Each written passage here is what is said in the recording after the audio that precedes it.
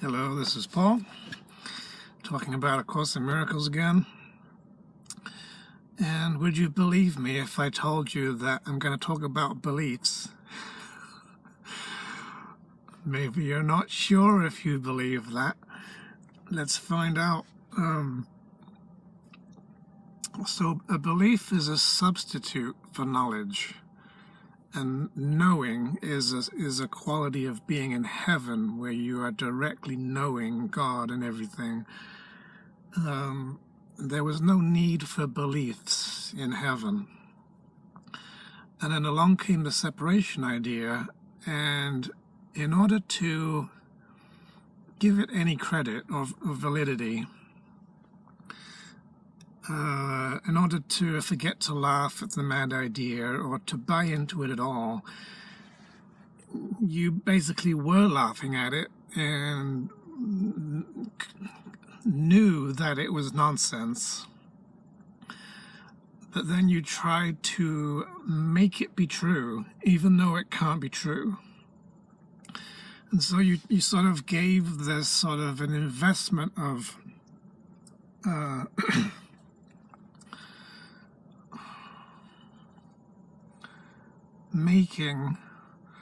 trying to make it be true, to sort of try to give it truth, to give it power, to give it credibility. And that process is believing. So you tried to believe in the tiny mad idea and to believe that what it was suggesting was possible and true and that it had happened. And it's entirely because of the investment of your belief in it that you gave it power and tried to make it happen, try to make it real. And so believing is always about false beliefs, or beliefs that illusions are real or mad ideas are true.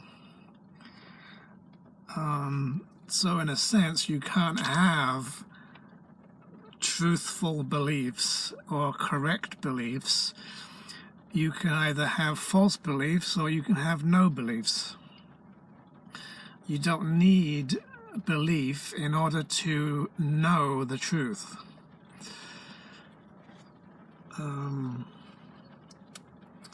Jesus said something about that in the Course, about the truth can only be known, and you don't even need to believe in it because it's already true. It's already kind of a fundamental given that it is. So you don't have to sort of invest it with this artificial support to try to make it be something. Now, when you use belief, you're basically using it as a device. Jesus says a switch to sort of change over from this is true to this is true. And when you do that, the thing that was true becomes false. So you had truth over here and false over there, and then you switch them, and now the thing that seemed to be false seems true, and the thing that seemed to be true now seems to be false. And there's a curious property of mind, I guess you could say, that whatever you believe, whatever seems to be true for you, you equate that with reality, with life, with existing, with permanence, and with yourself.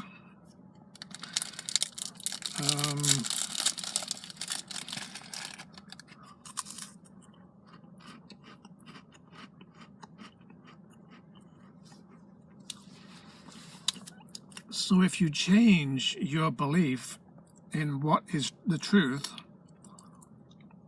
you are changing your belief in who you are,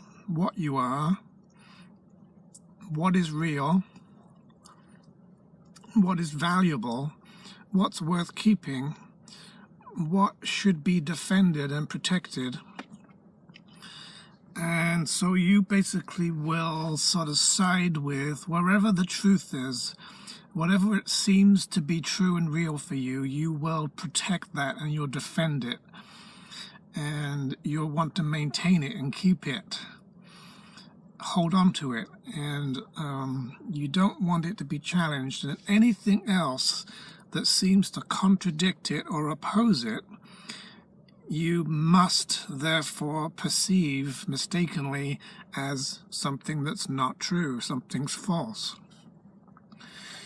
Now, this dynamic is perfectly okay if you have a correct perception of what the truth actually is, God's truth.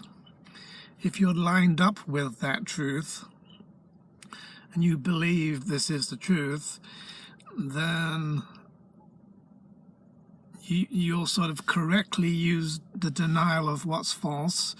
You'll correctly defend what's really true, and thereby uphold your life, and you'll be in accord with God's will, and you'll be supportive of your wholeness and your integrity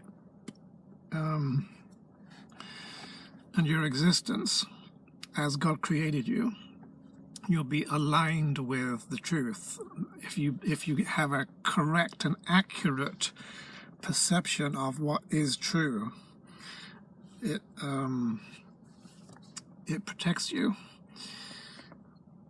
The unfortunate thing is that when you don't have a correct perception of what truth is, and you've used your belief to switch true and false, and now you start believing in and having faith in and protecting and wanting something else that you think is true and seems true, and you perceive it as true, and you think this is real, and this is what I value, and this is what means something, and this is what I am.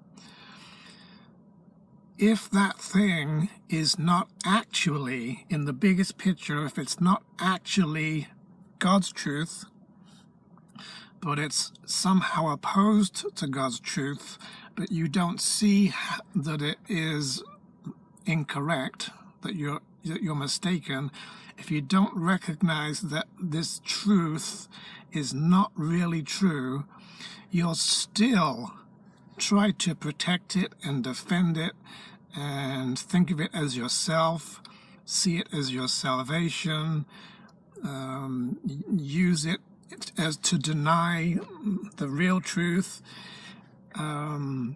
think that you need protection from the real truth, use it as a defense against the real truth. And unfortunately, that means you are now siding with death. You're siding with a belief that pits you against real life just because you think this belief is real life, and you think that real life is not real life. And so you literally will defend it to the death. And so it's kind of like you have like a favorite team or something, like a sports team.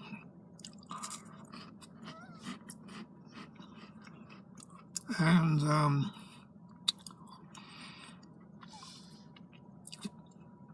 instead of supporting the team that is doing the best, you support a crappy team, and the crappy team keeps getting worse and worse, but you stay attached to it because you believe in them, and you think they're frickin' God's gift to the sport, and can do no wrong, and everyone else is wrong, and everyone else is the enemy.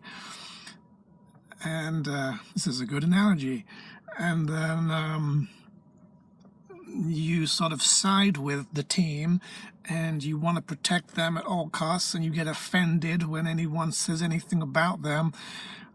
and you go into heavy denial in order to believe that these are God's gift to the sport and that these are the best players ever and I love them so much, even though they're going downhill and they're heading toward disaster and they can't win for shit, and every match that they play is suffering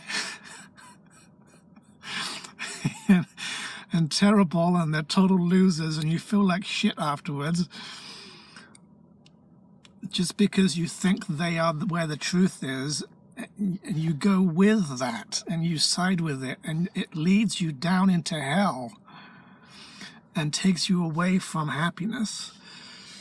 And this is a very real kind of a thing that happens, everyone is doing, because no matter what you believe, no matter what the belief is, you will always protect what you think is true, because by your investment in it, Jesus talks about how perception works, in that you have values.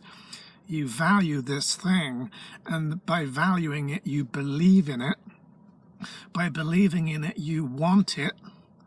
It makes you desire it. You want to see it.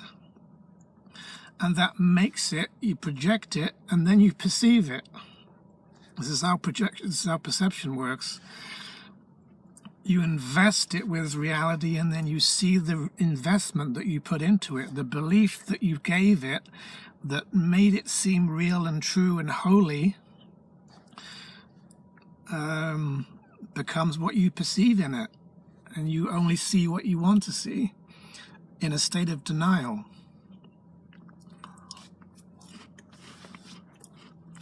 So you could say, unless your thought system is perfectly lined up with the real truth,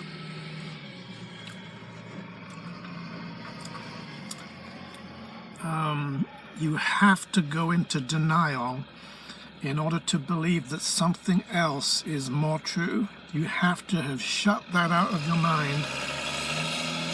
You have to have blocks to awareness. You have to be unconscious and in denial to believe that this shitty team is doing really well and that they are perfect and innocent and holy and sacred.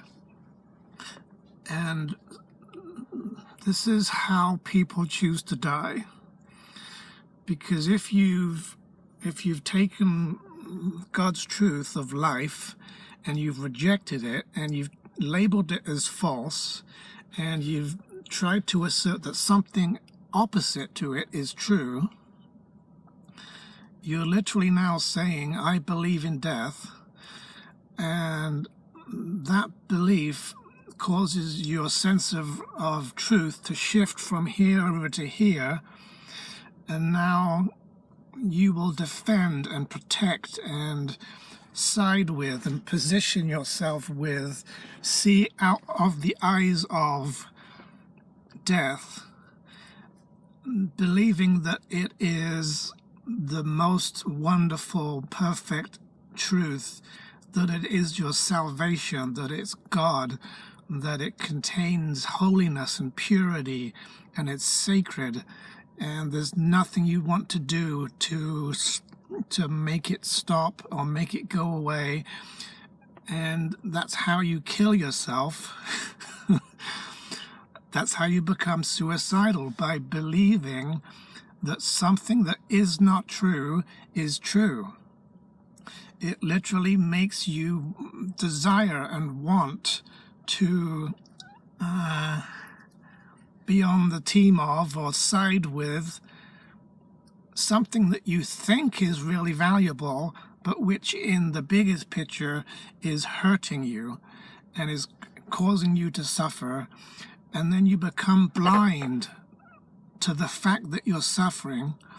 You don't even realize that this false truth is dragging you down to hell and making your life shit.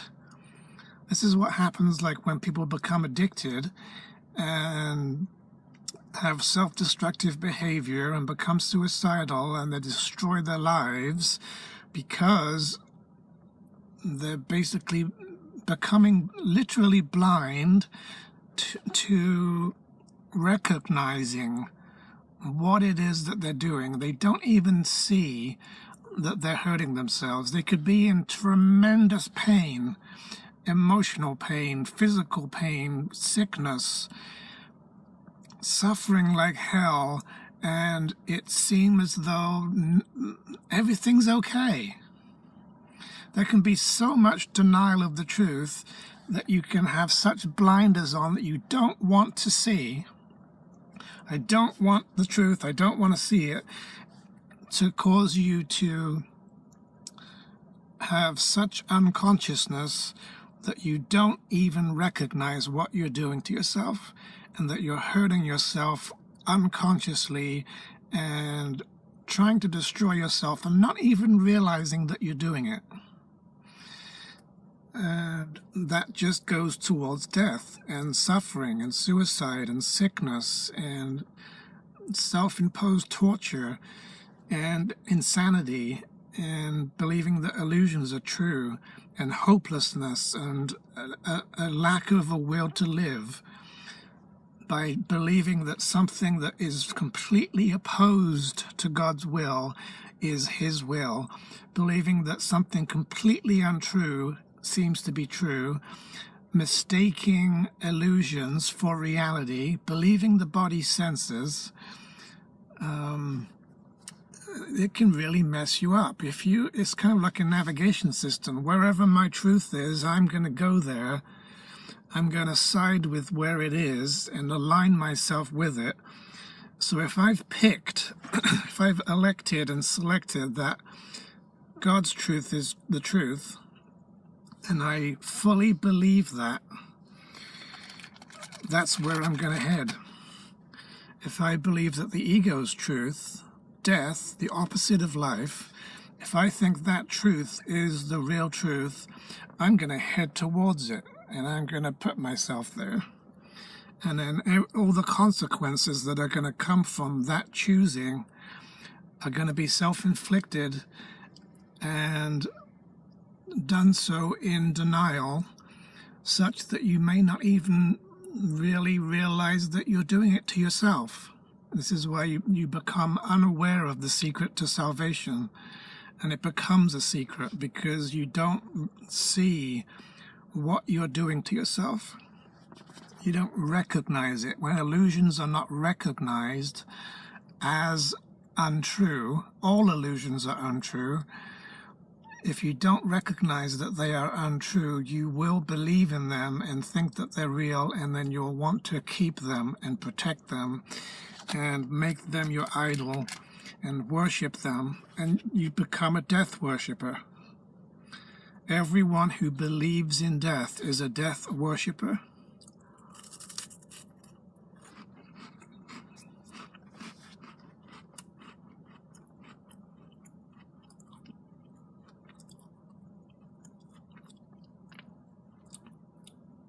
You should be a life worshiper. And Jesus says that the mind has no limits on its capabilities, except that it cannot serve two masters. So that means you can't have it be that God is the truth and death is the truth. It's going to be one or the other. If I put my belief over here, it automatically makes this stuff become false. If I shift my belief over here to death, suddenly life starts looking like an enemy, starts looking evil. God starts being seen as a threat, as an opponent, as false, as not existing, as dangerous, as things you don't want. And by that belief in illusions that aren't true but you think they are, you are mistaken. By believing in those, you literally are unbelieving in God. You're withdrawing your faith in Him. You're putting your faith in the ego and trusting it instead of trusting God. And this is to do with also the development of trust, where you can only develop trust by learning that the truth is over here. And the truth that's over here is on your side. And the truth that's over here protects you. And the truth that's over here is for your good and loves you and cares about you and always helps you in a positive way and gives you help and support and comfort and love. This is where the love is. If you can gradually learn to move that towards the truth, you'll develop trust in it because it is trustworthy. It can be trusted because it's real and it's based on love. So it's not harmful, it's harmless, it's respectful, it's looks out for you and protects you and loves you and gives you everything you could ever want.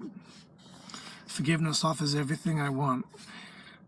The shit over there, the death, doesn't give you shit, doesn't do anything for you. It's selfish. The ego is the idea of selfishness. The soul is the idea of self-fullness.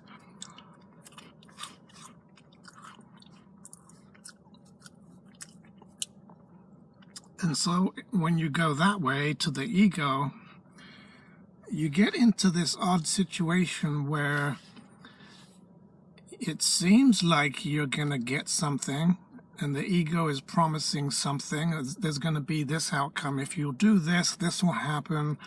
If you believe this, this is going to be true. Everything's going to be better. But then you find out that it didn't work. And the ego had lied to you, and you ended up with a consequence that was worse than you started with. Because while there's this little picture of a picture in denial that has blinders on, that looks at this illusion and thinks it's true, you bought into that lie and thought that what that lie was telling you was going to be the outcome. But that wasn't the big picture. And in the big picture, you actually were hurting yourself, making your situation worse, going towards death instead of away from it. And so this is also what temptation is about. The world was made to tempt you to believe that separation is real and that sin has happened.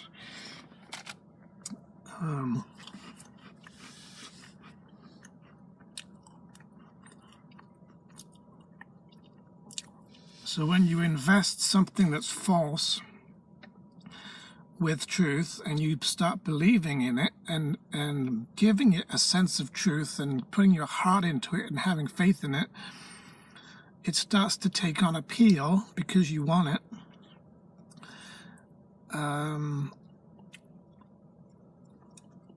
And you've kind of fallen for the temptation. So now you've been tempted to believe that this thing is true, and that's made you blind, and then what comes from it is the consequence that's determined by the big picture, which is that now you get more suffering. And so you get this two-facedness of the ego, where it says one thing and does another. It contradicts itself because it contradicts the truth.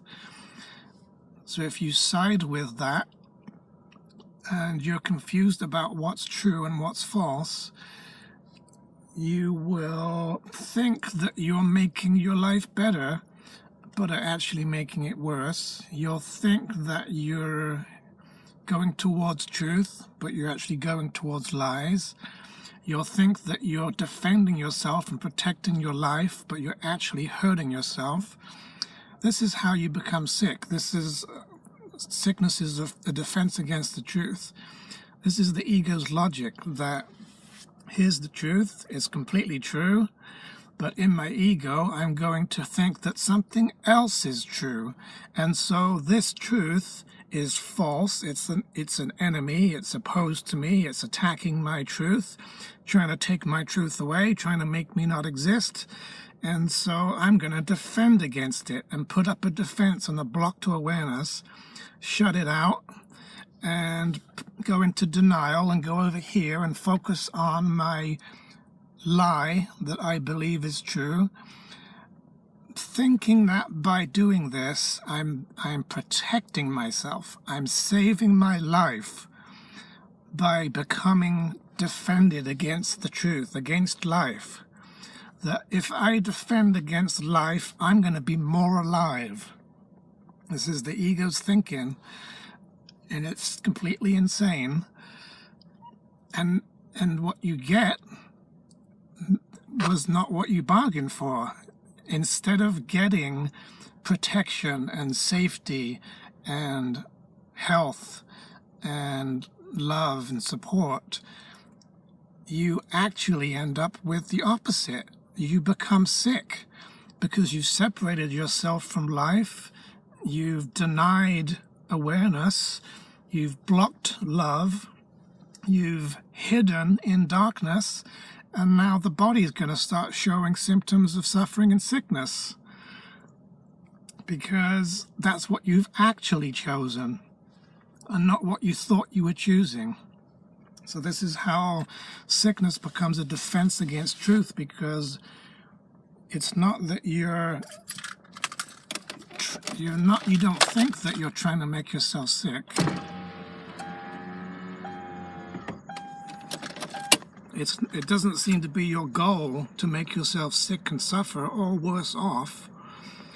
But by misidentifying what's true and being afraid of what you see in the truth, which isn't there, which is a lie coming from your projection, your misinterpretation of the truth as an enemy, you think that if you get away from it and withdraw into the body, that you're going to be safer and it won't attack you, and you'll get distance between you and God, and now you're going to be better off.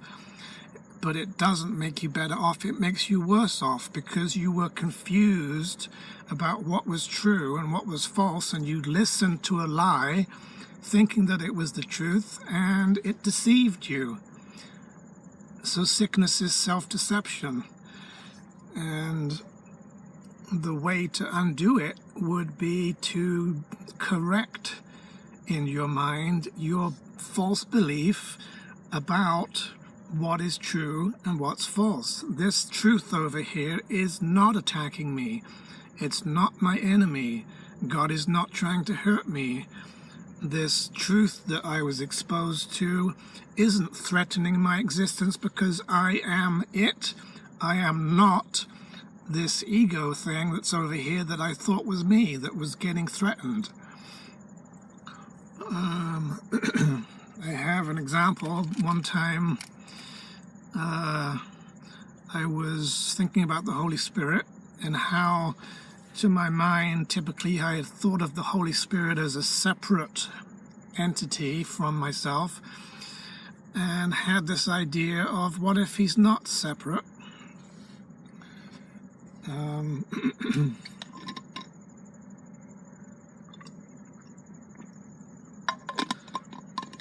What if there's no separation between us? There's no wall, no barrier. And I entertained that idea just for a moment, and it was enough for my ego, which was still present, to perceive in that that because the Holy Spirit is the truth, if he has nothing blocking him from coming into me and there's nothing separating us, he has full access. He has the ability to access me. And my ego didn't like that, because that meant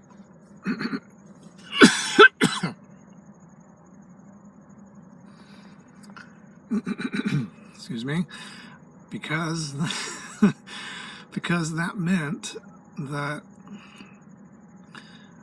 it would undo what makes me me. The sense of us being a separate self would get undone by the absence of boundaries, and I became afraid.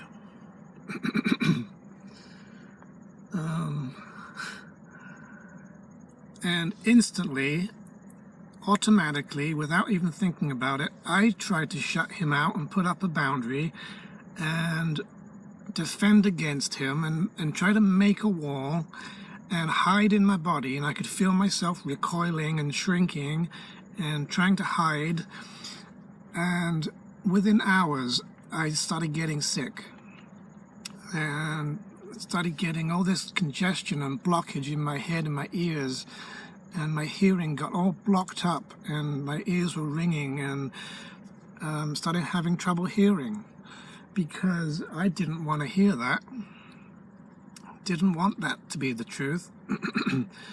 But it was a misperception. I thought that the truth was not the truth. I thought the truth was actually out to hurt me and to take away my truth, to take away what I am, and saw it as a threat. And it took a couple of days before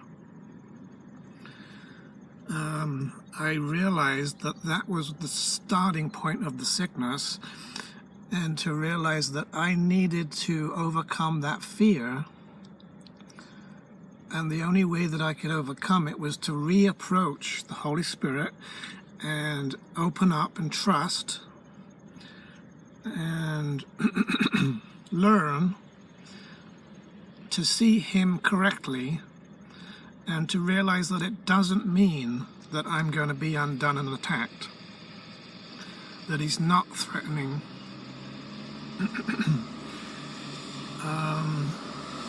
And that healed the belief. My belief in truth shifted it back to the truth.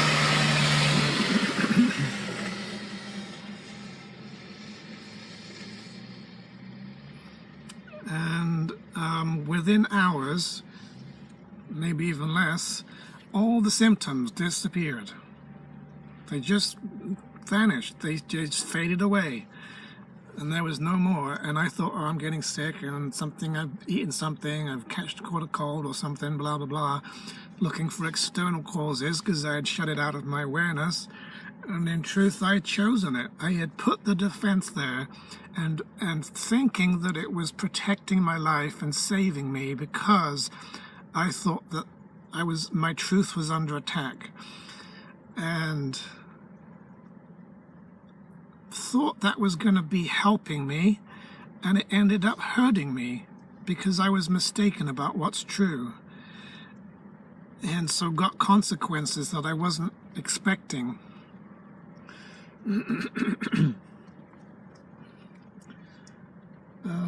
So this is why it's important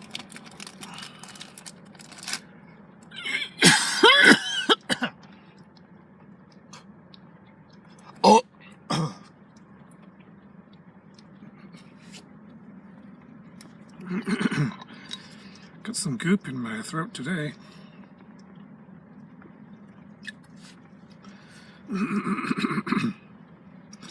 So, it's starting to rain again. I better put the windows up. So, that's why it's important to figure out what is really true and what is false.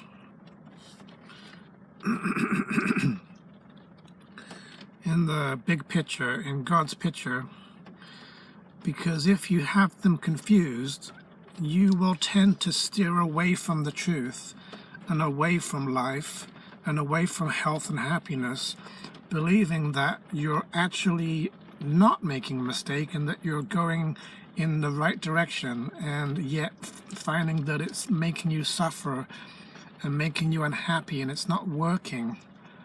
It just doesn't work. You don't get the effects that you think you're going to get from it. You think this is going to lead to your health, and then it hurts you more. You you sort of buy the advertising of what you think you're going to benefit, and then you end up getting a shit result instead, because you didn't realize what you were choosing. And you did choose it yourself, the secret of salvation. You did choose to make your situation worse but you didn't see how you were making it worse because you thought you were making it better, because you were blind to what was really the truth. You thought this was true, but it wasn't. It was a bum deal.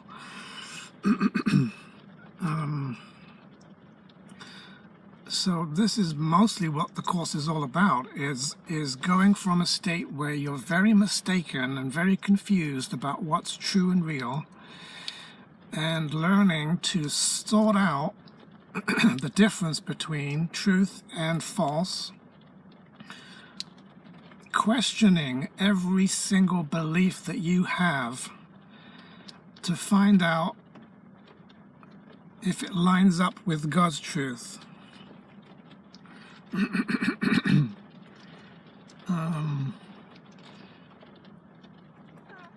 To get to where you're very, very clear about what the truth really is, instead of being delusional and believing in denial that some other thing is going to save you when it can't and it doesn't, that your salvation is over here in the light, not over there in the darkness.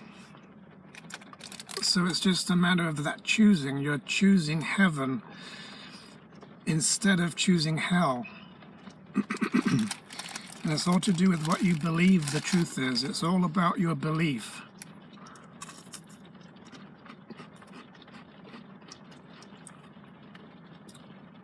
So if I have a belief that I'm guilty, that's over there. That's taking me away from truth.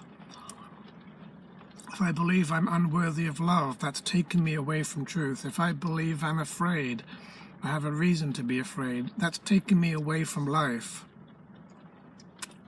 And it robs you of your life. If I believe that I've sinned and I did some terrible thing, that's going to steer me away from God. I'm going to start believing in it and protecting it and wanting it. And I'm going to start hurting myself because I think that suffering is salvation and that sacrifice is going to give me what I want. Everything gets turned backwards. This is why the whole ego thought system is back to front and upside down and inside out, just because truth and false have been switched. The same as cause and effect have been switched. It's the whole basis of all of the ego's weird backwards perceptions and lies and deceit and self-deception and confusion and thinking that something is something that it's not, thinking that you are something that you're not, and losing sight of who you really are in truth. It's all because of what you believe. Your believing is powerful. Your believing, who would have thought that thought and belief could combine into a power surge so powerful that it can literally move mountains? Your believing is extremely powerful. You can heal the sick and raise the dead with your believing. You can make yourself sick and dead with your believing. You can make yourself live again and make sickness go away with your believing. It's how much power you have. So it's important what you believe is true. If you believe in stuff that isn't actually true but you think it is, you're automatically gonna suffer. When you believe, when you align your belief with truth,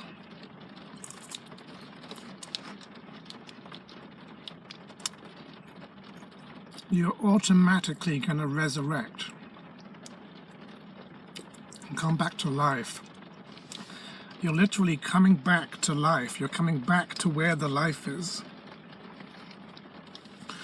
So you first have to sort out what is really true in God's truth, in God's Holy Spirit's perception. Is it really, really true according to God's law? If it's not, you have to learn to unbelieve that belief. You have to question it. And typically you need something that is more true in your mind in order to contrast them and see that I can believe in this truth more than I can believe in this truth. You have to diminish this false belief and strip it of its belief and withdraw your faith from it and put your faith in something else, something that has more sanity and more truth and more real truth, so that you can have a shift in perception and change your mind, and you won't let go of anything while you believe in it. You'll see it as a call for sacrifice. You won't be willing to accept the atonement if you don't believe in it. If you believe anything else is true of you other than your perfect innocence, you will not be willing to accept the atonement. Your willingness comes from what you believe. I'm not willing to give up my truth, no matter where it is, no matter what I believe is true. You're not willing to give up what you think is true. So you've got to change what you think is true so that you're willing to let go of the things that aren't true and accept the truth as it is. And that's where your belief becomes kind of your belief in a reflection of God's truth becomes the highest state of consciousness, true perception, miracle-mindedness, right-mindedness, that is just short of heaven, that believes in life only, believes in love only, believes in holiness and innocence only, so that you can be so close to the truth that you can then cross over the bridge into heaven. And that's the end of the ego. Nothing to be afraid of. Don't defend against it.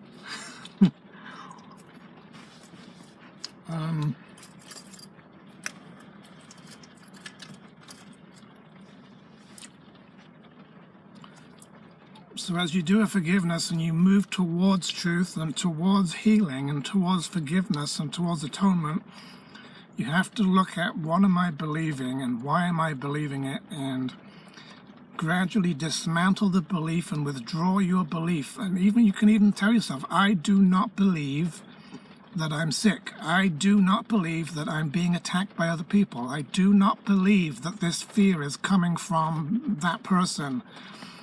You have to do something to change your belief. If you don't change your belief, you're going to stay right where you are, because your belief reflects your willingness.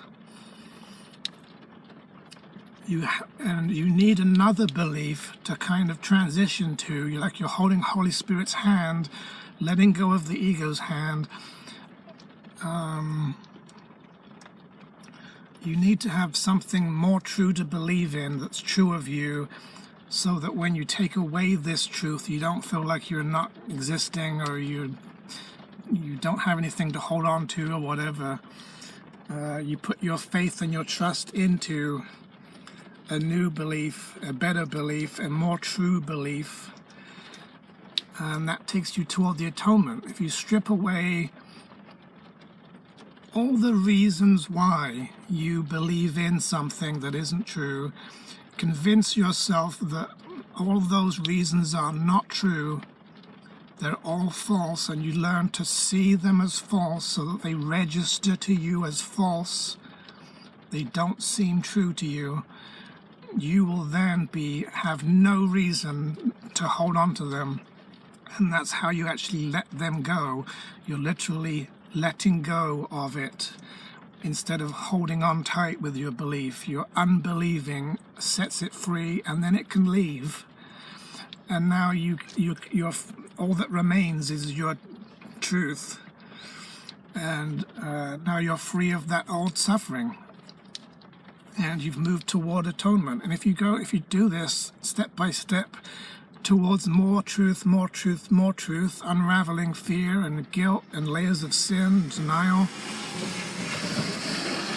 eventually you run out of excuses and you run out of false beliefs. You withdraw, you've convinced yourself that none of them are true. and then all that you have left is, well, I guess I better believe the atonement then. That must be true. All this other stuff's not true.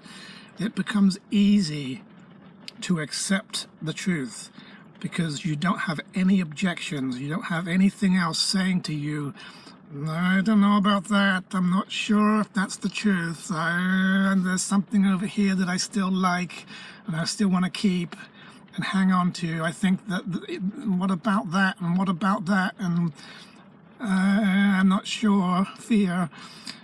Once all that's gone, you have absolutely no reason or desire to not accept the truth because it's just so beautiful, that you are so innocent, that you never sinned, that God still loves you, that you're still holy, that nothing has happened. It was just a silly dream. Forgiveness holds everything you want.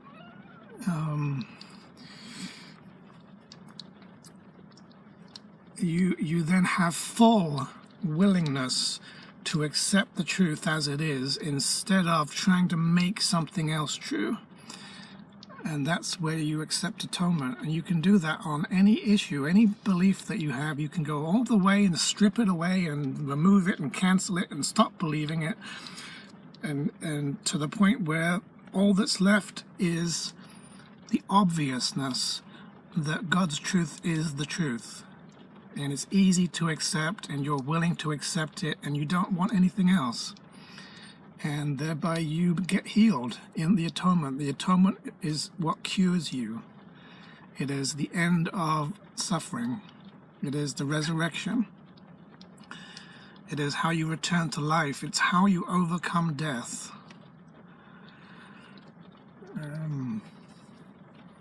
So true and false, get them sorted out. Get your truth and your belief lined up with God's truth and what He knows is true, and you automatically will wake up and be happy forever. So I believe in you. I believe you can do this. God bless, and talk to you soon. Bye.